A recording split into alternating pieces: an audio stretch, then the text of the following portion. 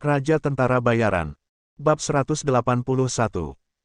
Omong-omong, apakah itu keluarga Zeng atau keluarga Ma, meskipun Anda memiliki dendam yang tidak dapat diselesaikan, Anda tidak dapat datang ke konferensi seni bela diri dan menarik perhatian semua orang.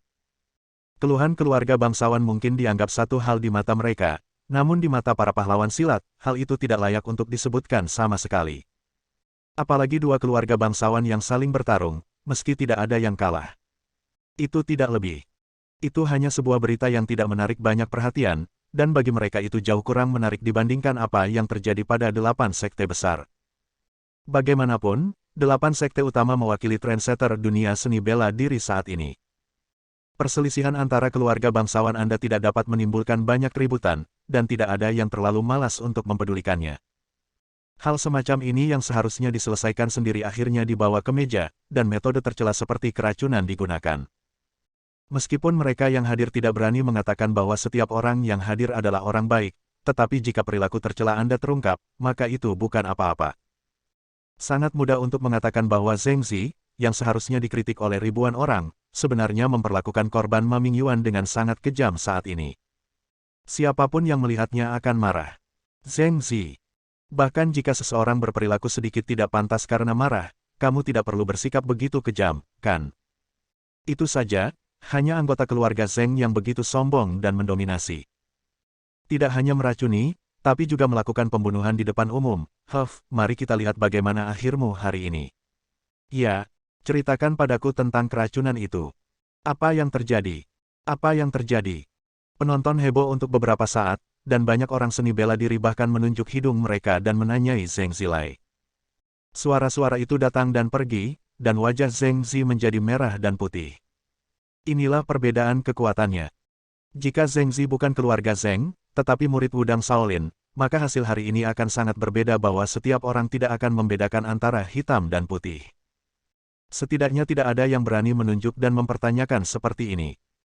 Bagaimanapun, mereka berada di puncak, kekuatan mereka ada, dan mereka telah mengumpulkan prestise selama bertahun-tahun bicara omong kosong, karena tidak seperti keluarga Zeng, Wudang Shaolin benar-benar memiliki kemampuan untuk membuatmu melakukan itu. Sekte kecil itu menghilang dalam semalam. Amitabha, masalah ini sangat rumit. Kepala Guo, karena konferensi seni bela diri ini diselenggarakan oleh Sekte Loyan, masalah ini harus Anda tangani. Guru Yuan Hui mengaktifkan kekuatan batinnya dan meneriakkan nama Buddha, yang menekan para pahlawan yang marah dan mencela yang hadir. Dia kemudian berbalik untuk melihat Guru Deng Pan, Guo Kai, guru dari Sekte Loyan, dan memberitahunya bahwa kejadian ini terjadi pada dirinya. Wilayah asal. Kasus yang belum terpecahkan dilemparkan kepadanya. Ini wajar. Jangan khawatir, Tuan Yuan Hui. Kami di Loyanmen pasti akan bertanggung jawab dan memberikan jawaban yang memuaskan kepada dunia. Guo Kai tidak mengatakan apa-apa lagi dan hanya menerima pekerjaan itu. Dia tidak punya pilihan selain melakukannya. Insiden itu terjadi di turnamen seni bela diri yang dia selenggarakan, dan tempat tinggal, makanan, dan akomodasi para prajurit yang berpartisipasi ini semuanya diatur oleh Loyan Sekte. Saat ini, hal seperti ini terjadi. Tentu saja, Loyanmen hanya dapat menyelidiki masalah tersebut. Meskipun ini bukan pekerjaan yang baik, Loyanmen adalah salah satu sekte kedua setelah 8 sekte besar. Bahkan jika diserahkan kepada orang lain untuk menyelidiki Guo Kai, dia pasti tidak akan mau melakukannya tanahnya sendiri. Investigasi di mana orang lain keluar dan masuk. Zheng Zi, sekarang kamu adalah orang yang menurut ahli penderitaan meracuni kamu. Apakah kamu keberatan dengan ini?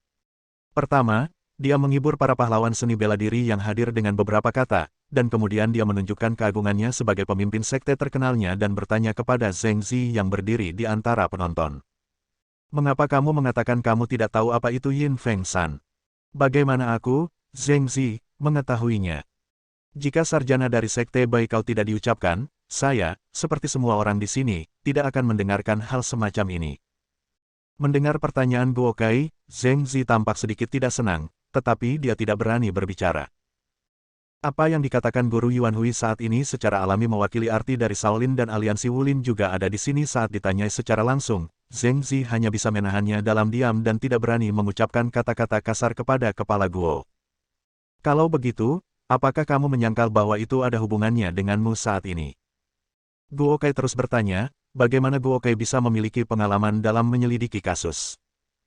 Ketika dia bertanya, hasil terbaiknya adalah Zheng Zi mengakui kejahatannya menghemat banyak tenaga, tetapi jika Zheng Zi tidak mengakuinya, maka kita hanya bisa menahannya dulu dan perlahan mencari bukti. Tentu saja, hal ini dilakukan di permukaan. Cara mengatasi masalah ini pada akhirnya bergantung pada cara keluarga Zheng dan Ma menghadapinya. Karena insiden Jianghu melibatkan sekte keluarga bangsawan, itu bukan hanya insiden sederhana.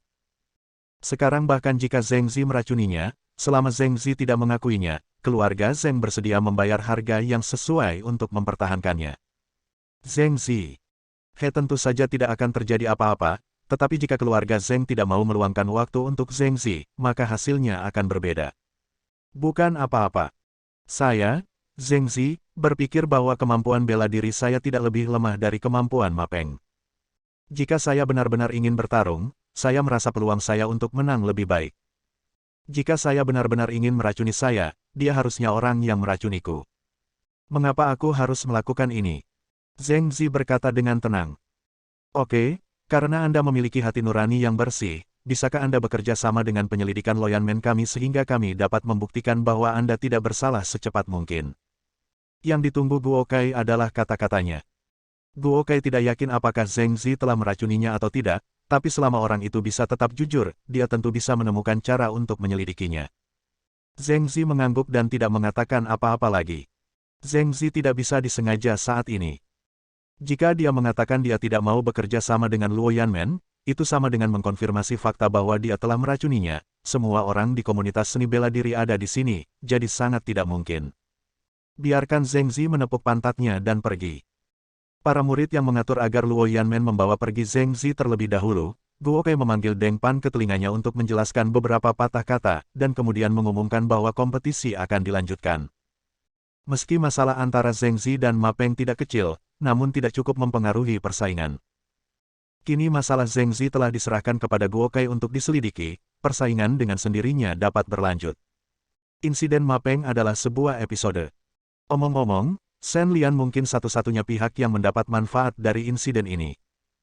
Karena serangan mendadak Ma Peng, kompetisi ini secara alami dianggap sebagai kemenangan Shen Lian dan dia berhasil melaju ke 30 besar. Meskipun menghemat kebutuhan untuk menggunakan seni solusi militer satu kali, dan pada saat yang sama meningkatkan kepastian memenangkan kejuaraan, Shen Lian masih merasa kasihan pada Ma Peng di dalam hatinya.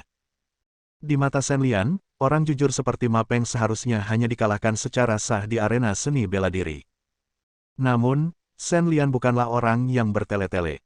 Dia secara alami akan menggunakan cara-cara tercela jika diperlukan, tetapi Ma Peng sekarang kami hanya berpartisipasi sebuah kompetisi. Mengapa hal ini perlu?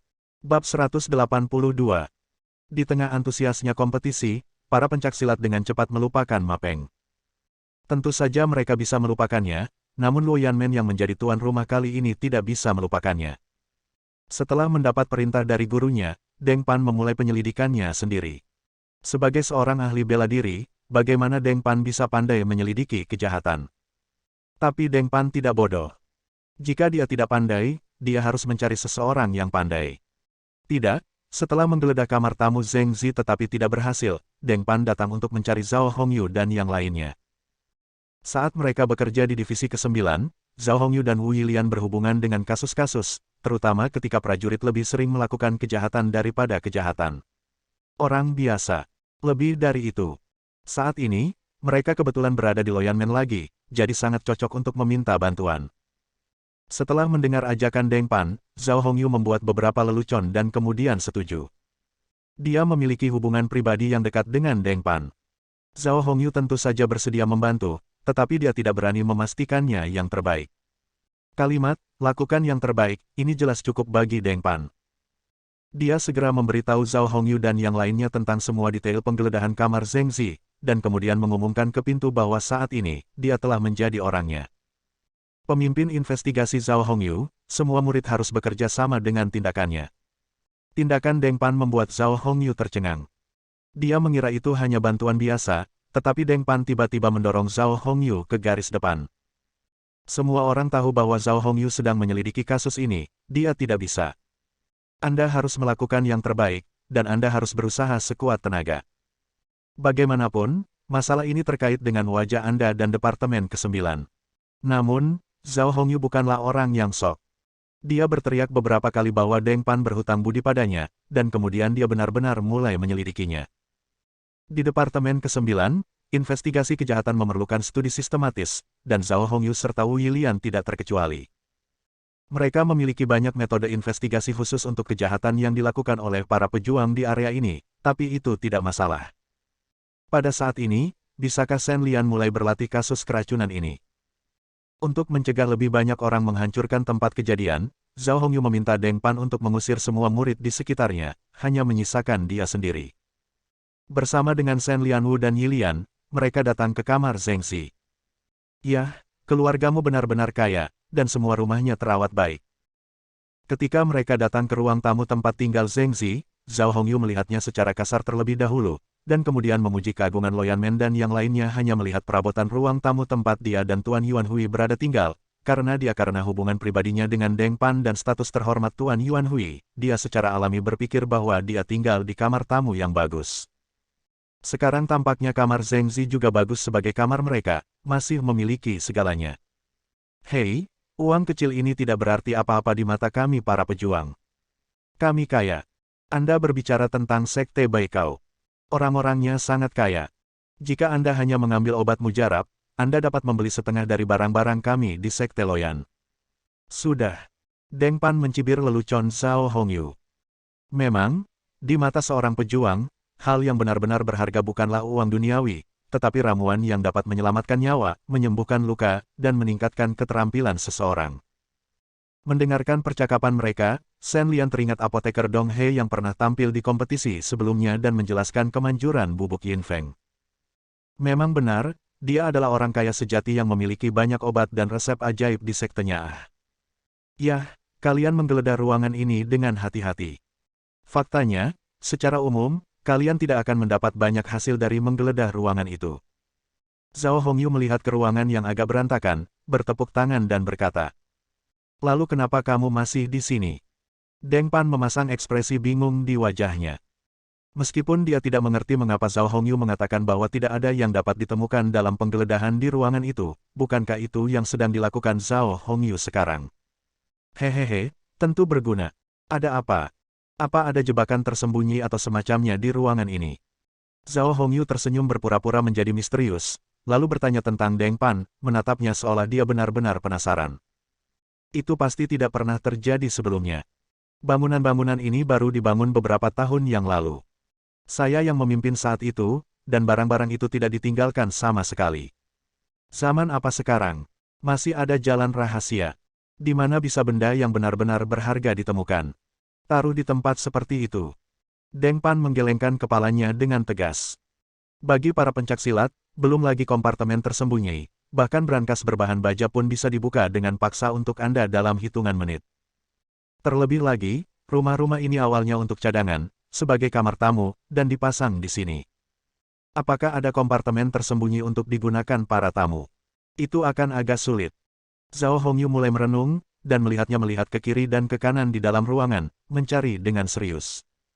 Tepat ketika Deng Pan tidak bisa menahan amarahnya, Zhao Hongyu akhirnya menemukan tempat yang dia puas.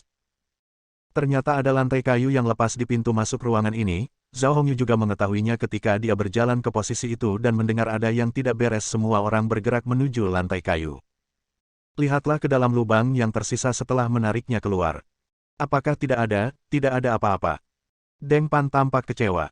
Sejujurnya, Deng Pan tidak ingin peduli dengan hidup atau mati Zheng Xi atau Ma Peng. Sekarang yang bisa dia pikirkan hanyalah menyelesaikan kasus ini secepat mungkin dan menyelesaikan kerja keras ini dia bisa menemukan bukti, dia akan memberikannya langsung kepada Zheng Xi. Menghukum dan menutup kasus ini adalah hasil tercepat dan terbaik. Siapa yang bilang begitu? Kenapa kamu diam saja? Tanpa diduga, setelah mendengar perkataan Deng Pan, Zhao Hongyu terlihat kesal, lalu segera mengeluarkan tas film putih dari sakunya, yang berisi sesuatu seperti tepung putih. Nah, sekarang semua orang telah melihat bahwa Yin Feng Shan disembunyikan di sini oleh Zheng Xi.